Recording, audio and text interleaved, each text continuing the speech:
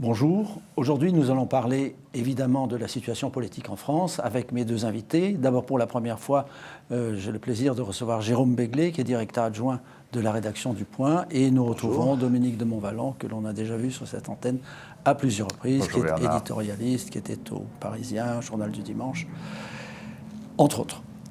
Donc nous vivons en ce moment une époque extraordinaire. Je pense que mes deux interlocuteurs ne vont pas me contredire. Il y a eu ces municipales avec la victoire de l'abstention. Il y a eu... enfin, il se passe tellement de choses. Le nouveau gouvernement avec des nominations stupéfiantes. Donc commençons par vous, Jérôme Begley. Qu'en pensez-vous de tout ça ? Le remaniement est marqué par trois figures majeures, me semble-t-il, qui entrent ou évoluent dans le gouvernement. D'abord, l'avocat Éric Dupond-Moretti, que personne n'attendait au gouvernement, et certainement pas comme garde des Sceaux. Le retour de Roselyne Bachelot, ministre de la Culture, que personne ne voyait arriver, et c'est un bon choix, et c'est aussi une prise importante. Et quand même la promotion de Gérald Darmanin, ministre de l'Intérieur. Visiblement, ça a un peu frotté, ça n'a pas été simple, mais quand même, ces trois figures de proue montre qu'on a un gouvernement qui s'est un peu droitisé, que les macronistes de la première heure ne sont plus aux avant-postes, qu'on a pris des grandes gueules, si vous me permettez l'expression, en tout cas des gens qui savent ce qu'est la politique, qui connaissent leur secteur et qui vont user d'un ministère de la parole, mais aussi un ministère de l'action. Ce qu'on reprochait beaucoup aux macronistes, c'était ni de droite ni de gauche, c'est déjà pas très simple à comprendre. Je vais aller tout droit, c'est du bonapartisme, sauf que c'est aller tout droit vers où il y avait beaucoup de paroles, beaucoup de phrases, beaucoup de mouvements, mais on n'avait pas vraiment l'impression d'avancer. On peut être certain qu'avec Darmanin, avec Dupond-Moretti, avec Bachelot, dans ces trois secteurs ministériels, ils auront à cœur de montrer qu'ils font avancer les dossiers, qu'ils seront réformistes, et en tout cas, ils ont des idées très préconçues, très arrêtées, très directes. Et pour les commentateurs que nous sommes, et même pour les Français qui ont un peu eu tendance à se demander où ils étaient, ça fait quand même un petit peu de bien. Dominique de Montvalon, est-ce que ce que vient de dire Jérôme Begley, est-ce que ça fait oublier, ce changement de gouvernement, ça fait oublier les résultats tragiques des municipales, l'abstention, la montée des Verts, l'échec de La République En Marche ? Non, ça ne le fait pas oublier, mais ça le prend en compte. Est-ce que, si vous permettez que je reprenne votre qualificatif, résultat tragique, en tout cas, tragique, c'est un mot très fort. Résultat pour La République En Marche, je veux dire. Oui, pour La République En Marche, j'entends bien. Non, mais ce qui, à la limite, est tragique, pour venir une seconde là-dessus, c'est le degré de l'abstention qui s'explique par la crainte du Covid, mais pas seulement, mais pas que. Hein. Et là, ça pose un problème, je dirais, à tous les républicains. Je suis tout à fait d'accord avec ce que vient de dire Jérôme Begley. J'ajouterais, si on voulait transformer le trio en quatuor, que ce serait intéressant de voir à l'œuvre Barbara Pompili. Certes, on l'a déjà vu dans un gouvernement du temps de François Hollande. Elle est la porte-drapeau désormais de l'écologie, pas une écologie du type Khmer vert, mais une écologie pragmatique, mais qui est un élément clé de la donne d'aujourd'hui. Est-ce que ça fera oublier moi, je vous dirais une chose, c'est que on jugera ce gouvernement, évidemment, aux actes. Il vient tout juste d'être constitué avec un nouveau Premier ministre, avec de nouveaux ministres. Mais moi, je me souviens, parce que ça date pas de si longtemps, du scepticisme qui prévalait avant que soit constitué ce gouvernement. Certains disaient jamais Emmanuel Macron n'osera changer ou ne voudra changer de Premier ministre, presque n'osera changer de Premier ministre.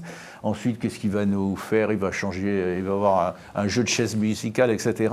Or, ce qui se passe, c'est qu'il y a un intérêt des Français. Alors, ils restent sceptiques sur l'action politique et ils demandent d'avoir les résultats, mais un intérêt inattendu qui autorise à dire, je le ressens comme tel, que ce remaniement, 1, s'imposait, et 2, dans la phase actuelle, il est réussi.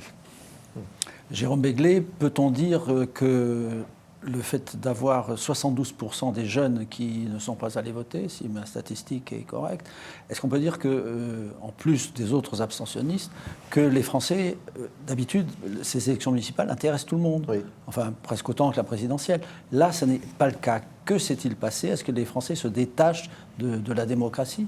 Alors, il y a une crise de la démocratie dans tous les pays de l'OCDE, pour être un peu rapide.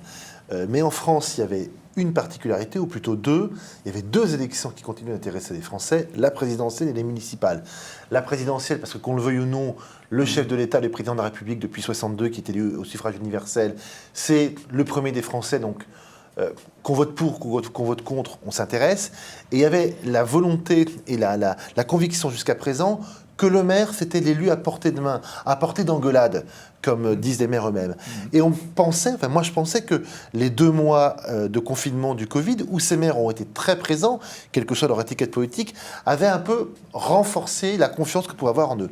Je me suis complètement planté, et d'ailleurs je ne suis pas le seul. Alors les explications, elles sont... C'est trop tôt pour les tirer. Je pense quand même qu'il y a eu une espèce de peur d'aller voter en se disant que le 28 juin, on pouvait encore attraper le coronavirus, que sanitairement, ce n'était pas exceptionnellement bien protégé, puisque déjà le premier tour avait été, de ce point de vue-là, assez discuté. Et donc, on s'est dit, je passe mon tour.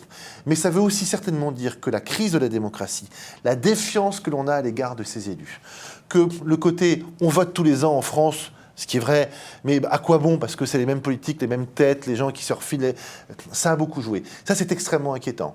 C'est-à-dire que c'est de là, on est un peu des enfants gâtés de la démocratie. Moi, je dis, le vote, c'est un sport de combat. Allez demander à beaucoup de gens qui ne votent pas ou votent peu dans des pays totalitaires ou dans des anciens pays totalitaires où quand même le jeu démocratique est très faussé, allez leur dire qu'en France... On vote tous les ans, qu'on en a marre parce que le département, la région, les députés, le président, le maire, ça fait beaucoup. Je trouve que là, il faut qu'on se réveille. On est vraiment des enfants gâtés. Oui, voter, c'est important. Et on a le droit de voter à 18 ans. On a le droit de voter à 100 ans. Mais je trouve inquiétant et presque même désagréable qu'une partie de la population qui n'arrête pas de rouspéter, qui va sur les ronds-points, qui dit que on est des invisibles. Mais si vous êtes des invisibles, si vous voulez être visible, commencez par vous déplacer dans les bureaux de vote. Donc ça, il y a un problème à régler. Et je le mets moins sur les épaules des hommes et des femmes politiques que sur les épaules de Français pourri gâté. Et là, je me lâche un petit peu, pourri gâté, qui estime que bon, bah, de toute façon, ça ne changera pas, et que à quoi bon voter, et que de toute façon, on est dans un système qui est très solide, et qui estime que les 5, 7, 10 candidats qu'on leur propose ne leur convient pas. Il faut se réveiller, et il faut quand même prendre en compte que voter, c'est une chance, et ça devrait même être un devoir. Vous dites système solide, mais il y a peut-être quand même un risque, parce qu'avec la crise économique dans laquelle nous sommes et qui va faire sentir ses effets gravissimes rapidement, je pense, est-ce qu'il n'y a pas une menace du genre gilet jaune bis ou au carré? Je partage l'analyse sévère et rude de Jérôme Béglé. Voter, c'est un privilège. Et à l'échelle de la planète et du monde et de l'Europe, c'est quelque chose qu'on doit... Est-ce qu'il faut... Je serais plus nuancé. Dire aux Français, vous êtes des pourris gâtés, vous... Bon, je ne sais pas si... Pardon, on ne va pas polémiquer là-dessus. Et puis après tout, pourquoi pas, mais le vocabulaire est compliqué.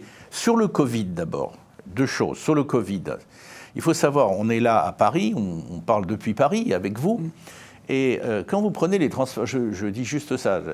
Chose concrète et pas des discours de scientifiques qui quelquefois se contredisent. Quand vous prenez les transports en commun, le métro, le RER, les trains, il y a 2 caractéristiques. Vous avez l'obligation, qui est d'ailleurs spontanément respectée par 95% des utilisateurs, de porter un masque. Absolument. Ça en dit quand même beaucoup sur quand même un climat en dehors des considérations générales. La deuxième chose, c'est qu'autant que faire se peut, certains n'ont pas le choix. Vous avez une fréquentation, encore aujourd'hui, qui est moindre. Alors pour les trains, c'est évident, hein, puisque la SNCF est même obligée de diminuer le nombre de trains qu'elle avait prévus, etc. Mais même, en tout cas, peut-être pas aux heures de pointe, mais à d'autres heures par rapport à la normale, ce qui est avant le Covid, je dirais, il y a moins de monde dans le RER. Bon, ça, c'est l'aspect. Mais l'autre aspect, je ne paraphrase pas,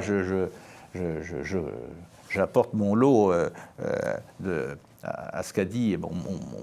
à ce qu'a dit Jérôme Béglé il y a quelques instants. Il y a une crise de la démocratie représentative qui peut s'expliquer effectivement par une espèce de... La formule, j'y reviens, est très forte. Pourri gâté, vous ne vous rendez pas compte. Qu'est-ce que vous voulez? Allez vous faire une cure de dictature, vous verrez un peu comment ça se passe. C'est vrai. Et on ne parle pas de Hong Kong, là. On reste même en Europe. Hein. Mais il y a peut-être aussi une réflexion qui s'imposerait peut-être, sans mettre en cause, de mon point de vue, en rien, le socle des institutions de la Ve République qui nous protège de toute une série de dérives, une réflexion pour savoir si on ne pourrait pas quand même avoir une représentativité un peu plus forte qui permettrait à chacun de se reconnaître, par exemple, à la Chambre des députés. Enfin, je ne sais pas, c'est un classique ce que je dis là, mais on peut peut-être y réfléchir quand même, parce que c'est pas normal quand que... vous dites représentativité plus forte, C'est-à-dire, pour être très clair, de mon point de vue, sûrement pas la proportionnelle. Autant revenir à la 4ème République, aux impasses, aux dérives, etc. Et la proportionnelle, on peut la laisser au sous-ensemble des écolos. Hein. Ils savent quand ils sont dans leurs AG comment ça se passe. Mais il y a un problème quand un certain nombre de Français regardent à la télévision les séances de l'Assemblée nationale et quelque part, ils ne s'y reconnaissent pas. Il y a une surreprésentation de certains et une sous-représentation. J'arrête. Vous voyez la problématique. Je n'ai pas la réponse, c'est d'ailleurs pas mon job. Il faut se poser des questions, parce que c'est quand même ennuyeux. Comme le disait Jérôme Béglé il y a l'instant, en plus, ce n'est pas un problème franco-français. Il y a une crise des démocraties parlementaires, et mieux vaut regarder ça en face, mais il n'y a pas de solution miracle, mais dire qu'il n'y a pas de problème, ce serait peut-être audacieux. Jérôme Béglé, passons alors en revue maintenant un peu le personnel politique, et commençons par Jean Castex. Alors, quelle est votre opinion sur sa nomination? Est-ce que franchement c'est Macron qui va gouverner tout seul? C'est ça, il a pris un fonctionnaire Alors, évidemment, dans un premier examen, on peut se dire, il prend un nobody, il lui met en directeur de cabinet son ancien confrère, collègue, directeur adjoint de l'Élysée du temps de François Hollande, et le Matignon va être l'antichambre de l'Élysée avec des rênes très courtes. Bon. C'est donc imaginer que Castex n'est qu'un simple collaborateur. Je me méfie toujours des étiquettes qu'on peut poser rapidement, a priori, sans connaître, sur ce genre de personnalité. Jean Castex, il a été secrétaire général adjoint d'Élysée du temps de Nicolas Sarkozy. Il connaît le fonctionnement de l'État, c'est un énarque. Il s'est fait élire dans sa ville du sud-ouest de Prades, ce qui montre qu'il sait quand même à la fois diriger les hommes et les femmes et puis être chaleureux avec les jeunes et les vieux. Donc je ne crois pas que ça va être quelqu'un qui va être à genoux en train d'attendre l'ordre du maître venu d'étages supérieurs. Bon. Ce qui est sûr, c'est qu'on a sans doute affaire à quelqu'un qui connaît parfaitement la haute administration, qui en connaît l'efficacité, mais qui en connaît aussi les travers. Et c'est quelqu'un qui n'est pas... Parce qu'en France, quand il y a un problème, on dit, bon, allez, on va faire de la décentralisation. Sauf que la décentralisation, ça rajoute souvent un étage plus que ça n'en retire. Oui, entre la ville et le département, on a mis des espèces de communautés de communes en disant que c'était formidable, sauf que ça vous a créé encore des fonctionnaires en plus, un hôtel ou des bâtiments publics, et que maintenant les gens vous disent, mais en plus de l'autorisation du maire et du département, il me faut celle de l'étage du milieu qui n'est pas plus simple. Donc je pense qu'il a bien compris qu'il fallait transpercer en deux ce millefeuille administratif sans chouchouter l'un pour brimer l'autre. Bon, une fois qu'on a dit ça, le plus dur commence pour lui. Moi, je ne fais pas de procès d'intention aux gens. J'espère qu'il va réussir. On a tous intérêt, nous, Français, à ce qu'il réussisse. Je pense que la crise du Covid et du coronavirus nous ont montré que trop d'États pouvait beaucoup nuire. Je pense que l'extrait de bureaucratie en France, plus personne ne peut le nier. Plus personne ne peut dire oui, mais c'est un confort. Non, c'est un frein. Bon. Maintenant, par quel bout on commence ? Alors là, bon courage, M. Castex, mais je crois en lui, je ne crois pas au personnage effacé, et dans la composition de son gouvernement, il nous a suffisamment surpris et étonnés, et même dans ses premiers discours, parce que son discours aux 20h de TF1 et son discours, sa première interview radio chez Jean-Jacques Bourdin, il a dit 2-3 trucs qui montrent que ça n'est pas le maître et l'élève. Oui, je pense aussi que de toute façon, il avait intérêt dès le début à marquer bien sa position, parce que il n'a pas dit comme Fabius, lui c'est lui, moi c'est moi, mais j'ai quand même entendu ça en creux dans certaines de ses réponses. Il était agacé d'entendre dire par des opposants qui se sont précipités dans ce créneau-là, ce n'est qu'un simple collaborateur, et encore, je vois ce qu'on entendait, et encore, oui. Il pourrait surprendre. Il pourrait surprendre, et les premiers pas qu'il fait dans un registre... C'est pas parce que le monde politico-médiatique ne connaissait pas, du moins en première ligne, Jean Castex, n'imaginait pas une seconde qu'il puisse être le choix du président. qu'il faut dire aussitôt, il va partir ou bien il va partir par la première porte dans quelques semaines parce que ça ne marche pas, ou alors, c'est ce qu'on dit, il va aller aux ordres, président, qu'est-ce qu'il faut que je fasse? Non, je pense qu'il a cet homme de la province, dont on a moqué ridiculement le léger accent du sud-ouest, qui est sympa pour à peu près 80% des Français. Les Parisiens qui pensent qu'ils n'ont pas d'accent. Oui, c'est ça, parce qu'ils veulent oui, c'est ça. Ils veulent le normaliser en fonction de leur prétendu non-accent. Tout le monde doit être parisien. Dieu merci, c'est pas le cas. Non, mais c'est quelqu'un qui peut même marquer. Dominique de Montvalon, que pensez-vous de la percée des écologistes? De la percée des écologistes dans les scrutins municipaux? Elle est à la fois incontestable, elle a été démesurément exagérée dans la présentation, y compris maintenant par les propres leaders des écolos. Bon, il y a eu, ce serait un non-sens de dire autre chose, il y a eu incontestablement des victoires symboliques, notamment dans des grandes villes, dans les grandes métropoles. Dernier lieu, c'était on a vu Lyon, on a vu Bordeaux, mais en dernier lieu, c'était Marseille. C'est pas rien. Bon, ils ont, dans les 3 cas, en tout cas dans 2 cas sur 3 que je viens d'évoquer, été puissamment aidés par des oppositions ou par des majorités sortantes qui ont agi en dépit du bon sens. Mais enfin, bon, il y a quelque chose. Mais il y a quelque chose qui maintenant devient ridicule, c'est de parler d'une vague verte, d'une percée irrésistible. D'une part, quand on regarde les résultats dans le détail, c'est-à-dire l'ensemble de la carte électorale française, on voit que la droite, sous différentes formes, reste puissante.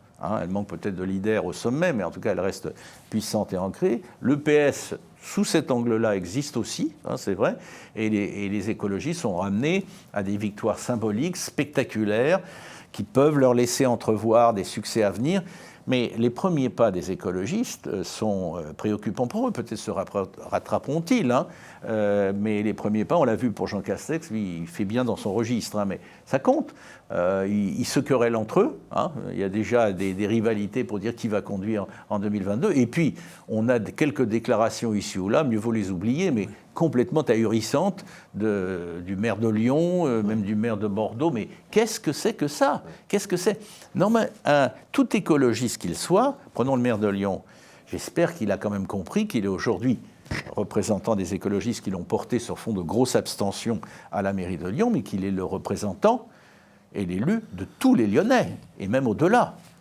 Finalement, on finit par se demander s'ils sont vraiment sortis de leurs AG enfumés. Et que le tunnel Lyon-Turin n'entre pas dans ces attributions. Oui, encore là, c'est un projet, qu'il soit abandonné ou il posait des problèmes. Quand j'entends le maire de Lyon dire que maintenant la diccomie c'est entre les humains et les non-humains, excusez-moi, heureusement que j'étais assis quand j'ai entendu ça. Oui, il y a quelques déclarations. Depuis 25 ans, il y a des votes rejets qui s'expriment en France. Extrême droite, extrême gauche, maintenant vert. J'approuve pas, mais ça existe. Et généralement, ça dure le temps d'un printemps, quoi. Et on revient à une normalité ou à une autre expression quelque temps après.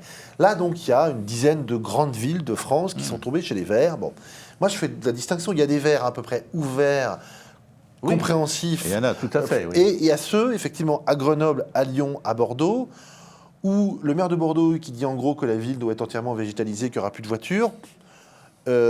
Parisiens qui avaient quitté l'Île-de-France pour vous installer à Bordeaux, revenez vite parce que ça risque d'être dangereux. Effectivement, la dichotomie entre humain et non-humain, elle me fait peur. Les décroissants qui disent c'est fait regarder pendant le confinement, c'était formidable, il n'y a plus personne dans les rues, donc du coup il y a moins de pollution dans l'air. Certes, mais enfin on va perdre 12% de croissance sur une année pendant 3 mois. Donc si c'est ça la décroissance, je pense que la décroissance fait plus de morts que l'air frais. Bon.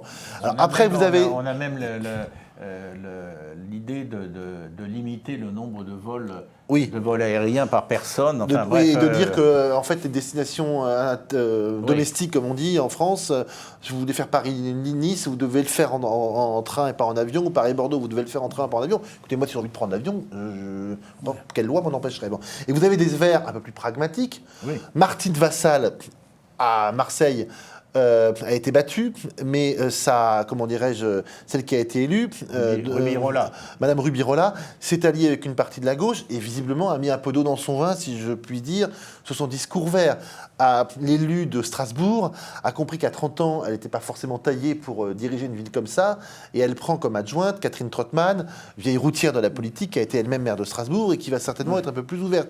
C'est la même chose à Poitiers, et c'est la même chose, je crois, à Annecy. Là, on sent des Verts qui ont une préoccupation écologique, et c'est normal, c'est leur formation, ils ont été élus pour ça, mais qui ont compris qu'on ne va pas tout sacrifier pour le plaisir de mettre un arbre ou d'estimer que parce qu'il y aura 2 voitures en moins dans la ville, tout d'un coup, la Terre ne va plus se réchauffer. Bon. Donc, je suis un peu caricatural en disant ça, mais à la limite, moins que, parce qu'il y a certains discours qui me font peur. Et à mon avis, dans l'année et dans les 2 années qui viennent, ça va être extrême. Ces villes-là, il va falloir les suivre de façon extrêmement précise. Est-ce qu'il y a une écologie politique pragmatique, intelligente, auquel cas je lui prédis vraiment des années souriantes, et pourquoi pas un président de la République dans, peut-être pas 2 ans, mais dans 7 ans, ou est-ce qu'on a beaucoup, trop souvent affaire à des idéologues, auquel cas je pense qu'ils n'ont aucune chance d'arriver au pouvoir.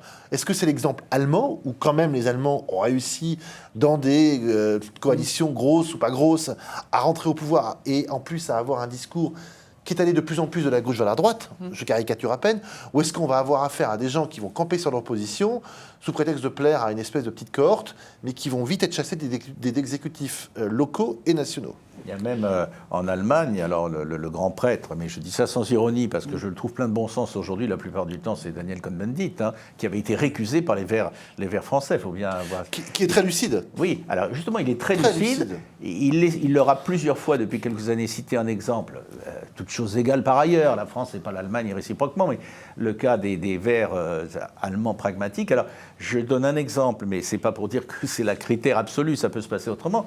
Vous avez dans des grands lands en Allemagne des accords entre la droite allemande et les Verts. Alors, en Autriche également. Voilà, c'est pas imaginable actuellement, puisqu'on a bon, allez, ils n'aiment pas qu'on dise ça, mais bon, je le dis, il y a quand même une extrême gauche infiltrée sinon une ultra gauche chez les Verts, sur les marges, mais qui est influente, et puis une petite dimension comme vert. Bon, peut-être que tout ça va s'arranger. Vert à l'extérieur, rouge à l'intérieur. Peut-être que tout ça va s'arranger, mais enfin, il y a beaucoup de questions. Jérôme Begley, si vous posez votre stéthoscope là sur la poitrine de La République En Marche, vous entendez encore quelque chose J'entends qu'ils sont perdus. Oui. Beaucoup viennent de la gauche, en tout cas du centre-gauche. Beaucoup sont issus également de la société civile et ont été, c'est un peu cruel ce que je vais dire, été kinésithérapeutes, ont fermé leur cabinet de kinésithérapeutes pour rentrer à l'Assemblée nationale et changer le monde. Et 3 ans après, le changement de monde se fait attendre. Et la conversion d'Emmanuel Macron est une conversion un petit peu aux antipodes, ou en tout cas assez éloignée de ce que ces élus-là, locaux ou nationaux, pensaient que ce serait il y a 3 ans. Donc je les sens perdus. Maintenant, si je veux être encore plus cruel, individuellement, il n'y en a aucun qui m'a bluffé. Et on a eu un groupe parlementaire de quasiment 300 élus. Puis si j'ajoute des alliés, on était quasiment à 400. C'est une majorité absolument considérable. C'est sans doute pas facile à piloter, mais si vous avez un peu de talent, si vous êtes un spécialiste qui vous faites connaître sur un secteur, il y a moyen d'émerger. Là, j'entends beaucoup de grognements, j'entends des borborigmes, j'entends des trucs comme ça, mezza voce, mais il n'y en a aucun qui m'a bluffé par sa connaissance technique. Il n'y en a aucun dont je me suis dit, tiens, c'est la relève, c'est le Giscard, Chirac, Sarkozy, pourquoi pas Hollande de demain. Donc, effectivement, ils peuvent se sentir un peu désappointés, voire un peu trahis, mais je trouve qu'ils ne se sont pas vraiment relevés les manches et ils n'ont pas mis un pied dans la porte en disant « je crois que j'y suis ». Regardez le casting du gouvernement Castex-Macron aujourd'hui. Qui sont les fameux députés de base élus il y a 3 ans? Il y en aura dans les secrétaires d'État, mais la réponse à la question reste entière. Je vais être encore plus cruel. Être secrétaire d'État d'un ministre confirmé dans un 3e gouvernement à 1 an et demi de l'échéance, même nous, on peut y arriver. Oui, j'espère bien, Bon. mais on ne me l'a pas proposé. Non, moi non plus. Sauf erreur. Et c'est pas c'est la non semaine plus, ça prochaine. relève pas de l'exploit Non, technique non, formidable. mais- Voilà. Bon. Par bienveillance, j'essayais d'imaginer ça, mais je partage totalement ce diagnostic qui est cruel, mais d'abord vrai. Et Dominique, comment Macron peut-il s'en tirer aux prochaines élections s'il n'a pas un parti, si le parti est Bon, la complètement première désagrégé? chose, c'est qu'avec son Premier ministre et son gouvernement, ils prennent à bras le corps la crise économique, sociale et sanitaire d'une gravité inouïe. Sanitaire, on n'en est pas sorti et ça menace peut-être de rebondir, on ne sait jamais, hein, avec le Covid. Et puis la grande crise économique et sociale. Ils ne sont pas mauvais quand même dans un truc. J'ai entendu que dans une situation quand même gravissime, j'ai entendu le Premier ministre réévoquer les années 30. Enfin bon, c'est vrai que la référence, il faut aller chercher loin pour trouver une situation d'une gravité pareille. Ils ne l'ont pas inventée, ils l'ont reçue. Bon. Mais par ailleurs, Dans si les je années change... 30, ça s'est mal terminé. Oui, alors c'est là toute l'ambiguïté. Là, c'est la crise économique. Non, mais plus 29, c'est là toute l'ambiguïté des références historiques. De toute façon, la situation est différente. Sinon, on parle sous l'angle des aménagements. Il est encore temps, ça n'arrive rien au diagnostic qu'a fait Jérôme Begley à l'instant, il est encore temps que des changements importants, un remaniement ait lieu dans le groupe parlementaire, en mettant à sa tête quelqu'un qui soit punchy et qui incarne quelque chose et dont les paroles impriment, comme on dit aujourd'hui, et le parti qui n'a pas vocation à représenter l'ensemble de la majorité d'Emmanuel Macron, mais En Marche s'est conduit en dépit du bon sens dans la gestion, pour ne parler que de ça, des élections municipales. Il est difficile de faire pire. Jérôme Begley, je vous laisse... Je me croyais cruel, mais j'ai été battu. Non, mais, je vous laisse les mots de conclusion à propos de Macron. Les mots de conclusion, c'est que je pense que ce qui compte dans un régime de quinquennat, qui est celui de la France, c'est la dernière impression que vous laissez. Et que d'une certaine façon, on peut effacer à la craie des 3 premières années si maintenant il y a un gouvernement qui prend les problèmes à bras-le-corps avec des vraies personnalités et une volonté de réformer. C'est la porte de sortie par le haut d'Emmanuel Macron. Je pense qu'elle est encore possible, même si ça va impliquer des reniements. Et que par conséquent, laissons une chance au produit, si je puis dire. On aura une vraie idée de l'état dans lequel se trouve le président, de sa capacité ou pas à faire une campagne digne de ce nom, à se représenter au printemps 2021, au printemps 2021. Donc il y a quand même 4-5 mois utiles, j'efface un peu les vacances, 4-5 mois utiles, et 4-5 mois, c'est pas mal, non pas pour faire des réformes profondes, mais pour remettre à niveau et pour faire oublier 2-3 petites erreurs. Changer le climat. Très J'ai bien. l'impression qu'ils vont faire de la politique maintenant. Il y a aussi le défi économique et social. Bien sûr. Mais ils vont faire de la politique. Il était temps, mais c'est encore gagnable. Merci beaucoup. Je suis très heureux que vous ayez accepté d'être mes invités aujourd'hui et je vous propose de nous retrouver à la rentrée pour faire le point. Justement, on verra. Merci beaucoup. Merci, chers téléspectateurs, et à bientôt.